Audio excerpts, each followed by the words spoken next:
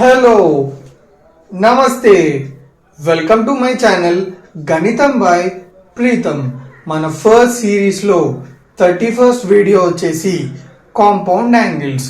So ఈ వీడియోలో మనము ప్రతి ట్రిగ్నోమెట్రిక్ రేషియో యొక్క కాంపౌండ్ యాంగిల్స్ని డిఫైన్ చేసుకుంటాము, అంటే వాటి యొక్క ఫార్ములాస్ని రాసుకుంటాము, ఇంకా డీటెయిల్గా తెలుసుకుంటాము.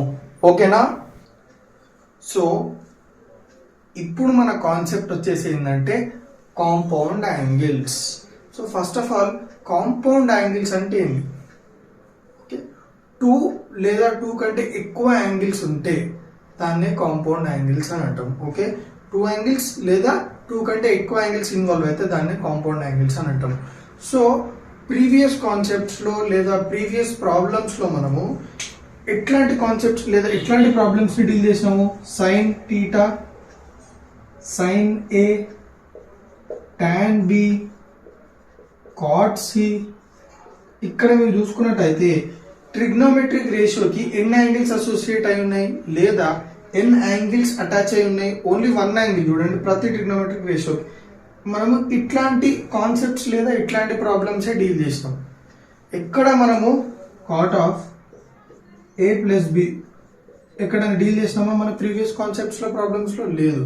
సో ఎప్పుడైతే మనము 2 ఆర్ మోర్ యాంగిల్స్ని ఇన్వాల్వ్ అయిన ట్రిగ్నోమెట్రిక్ రేషియోస్ని డీల్ చేస్తాము, అంటే చూడండి ఇక్కడ for example sine of A plus B అంటే ఇక్కడ మీరు చూసుకున్నట్టయితే సైన్కి ఎన్ని యాంగిల్స్ అసోసియేట్ అయినాయి? 2 యాంగిల్స్ A ప్లస్ B. అంటే దాని అర్థం ఏంటి?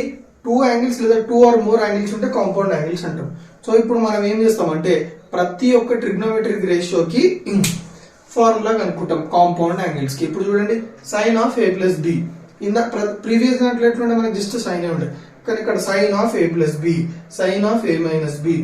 అట్లా మనము ఈ కాంపౌండ్ యాంగిల్స్ ని మనం ఎట్లా సాల్వ్ చేయాలి అండ్ ఈ కాంపౌండ్ యాంగిల్స్ లో ఇన్వాల్వ్ అయిన ఫార్ములాస్ ఏంది, వాటిని మనం ఈజీగా ఎట్లా గుర్తుపెట్టుకోవాలి అండ్ ఈ కాంపౌండ్ యాంగిల్స్ వాడి మనము ట్రిగ్నోమెట్రిక్ రేషియోస్ యొక్క ట్రిగ్నోమెట్రీ రేషియోస్ యొక్క స్టాండర్డ్ యాంగిల్స్ ని ఎట్లా కనుక్కుంటాం. సో ఇవన్నీ చాలా అప్లికేషన్స్ ఉంటాయి కాంపౌండ్ యాంగిల్స్ కి. సో ఫస్ట్ మనము కాంపౌండ్ యాంగిల్స్ ఇన్వాల్వ్ అయిన ఫార్ములాస్ ని తెలుసుకుందాం. ఓకేనా? సో అవి షార్ట్ కట్స్ ఎట్లా గుర్తుపెట్టుకోవాలి అనేది కూడా మనం ఇందులో తెలుసుకుందాం. ఓకే, సో ఫస్ట్ ఫార్ములా ఏంది కాంపౌండ్ యాంగిల్స్ లో? ఫస్ట్ ఫార్ములా వచ్చేసి ఏంటంటే sine of A plus B. Okay, దీనికి ప్రతి ఒక్క దానికి ప్రూఫ్ ఉంటుంది. సో మనకి ఆ ప్రూఫ్స్ తోటి అంత ఏమంటారు అంత అవసరం లేదు. ఓకే, మనం ఏదైనా డీల్ చేస్తున్నాం, ప్రాబ్లమ్స్ అయినా కాన్సెప్ట్స్ అయినా కానీ ఈ ఫార్ములాస్ తో డీల్ చేస్తున్నాం. సో ఈ ఫార్ములాస్ తెలిస్తే చాలు మనకి.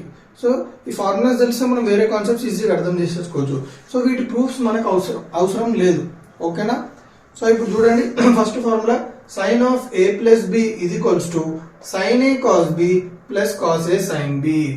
ఇంకోటి కూడా చూద్దాం సైన్ లోనే, sine of A minus B is equals to sine A cos B minus cos A sine B.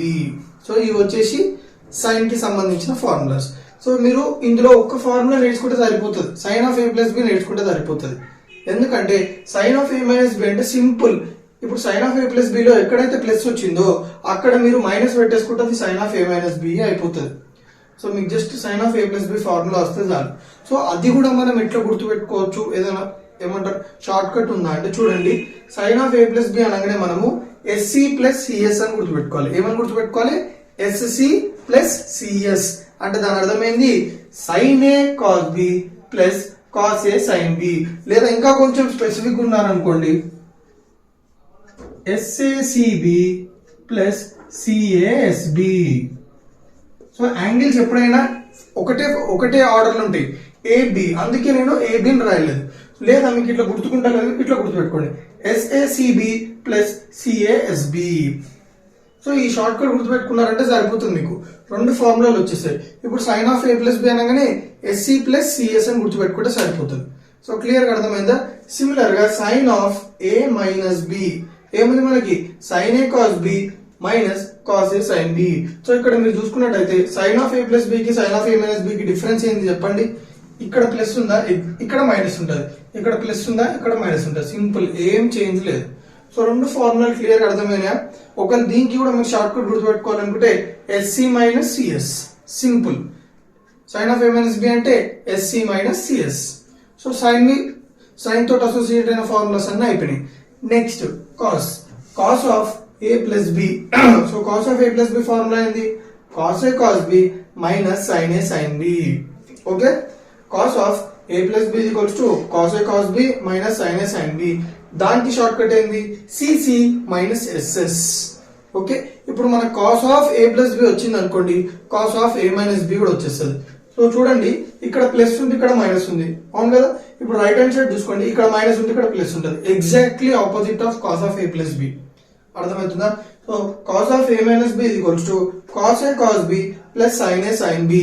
So మీకు అట్లా ఓకే, నాకు కన్ఫ్యూజన్ ఉంటుంది. అట్లా ప్రతిసారి నేను cos of A plus B formula గుర్తు తెచ్చుకొని దాని దగ్గర మైనస్ పెట్టుకుని అంటే మీకు కన్ఫ్యూజన్ ఉంది అనుకోండి, డైరెక్ట్ షార్ట్ కట్ గుర్తు పెట్టేసుకోండి. షార్ట్ కట్ ఏంది? కాస్ ఆఫ్ ఏ మైనస్ బికి సిసి ప్లస్ ఎస్ఎస్ అంటే cos A cos B plus sine A sine B.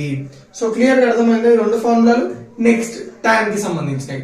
Tan of A plus B is equals to tan A plus tan B by 1 minus tan A tan B.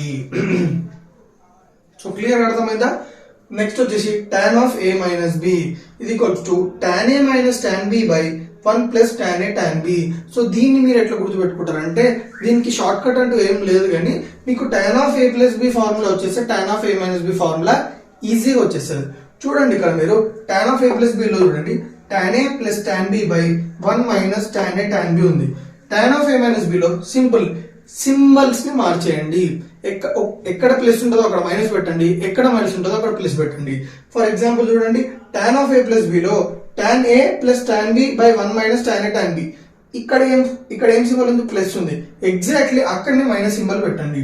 Second denominator లో ఎక్కడ minus, ఇక్కడ ఏముంది? Symbol minus ఉంది.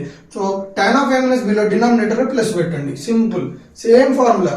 Symbols పెట్టకుండా మీరు just A plus B అంటే plus minus పెట్టాలి, ఏ minus B అంటే మైనస్ ప్లస్ పెట్టుకోవాలి. అదొక షార్ట్ కట్. క్లియర్ గా అర్థమైందా? Next cot of A plus B ఇది equals to cot A cot B minus 1 by cot B plus cot A. Singular కానీ cot of A minus B కావాలన్నా కానీ నేను చెప్పిన సేమ్ ఏం మెథడ్ ఫాలో అయిపోవాలి? ఎక్కడైతే ప్లస్ ఉందో అక్కడ మైనస్ పెట్టాలి, ఎక్కడైతే మైనస్ ఉందో అక్కడ ప్లస్ పెట్టాలి. అప్పుడు మనకు cot of A minus B కూడా వచ్చేస్తుంది. సో ఈ 4 ఫార్ములాస్ లో మీరు చేయాల్సిన మెయిన్ ఇంపార్టెంట్ ట్రిక్ ఏంటంటే, టాన్ కాట్ కి మీరు tan of A plus B చదువుకోండి, cot of A plus B చదువుకోండి. మీ కాట్ ఆటోమేటిక్ గా tan of A minus B, cot of A minus B అనేవి వచ్చేస్తాయి. సో క్లియర్ గా అర్థమైందా? పక్కా కదా? మీకు ఈ ఫార్ములాస్ ని బేస్ చేసుకుని స్టాండర్డ్ యాంగిల్స్ కనుక్కుంటాము, కాన్సెప్ట్స్. సో చాలా అంటే చాలా ఏమంటారు కాన్సెప్ట్స్ దీంతో మనం డిరైవ్ చేస్తాం. సో మీరు క్లియర్ గా నేను చెప్పిన షార్ట్ కట్స్ అన్ని ఫాలో అయితే మీకు ఫార్ములాస్ ఈజీగా అర్థమైంది, గుర్తుపెట్టుకోవడానికి ఈజీగా ఉంటుంది. సో క్లియర్ గా అర్థమైందా? సో నా వీడియోస్ ఏమైనా మీకు కొంచెం యూస్ఫుల్ అయితే తెలుసు కదా ఏం చేయాలో. రైట్.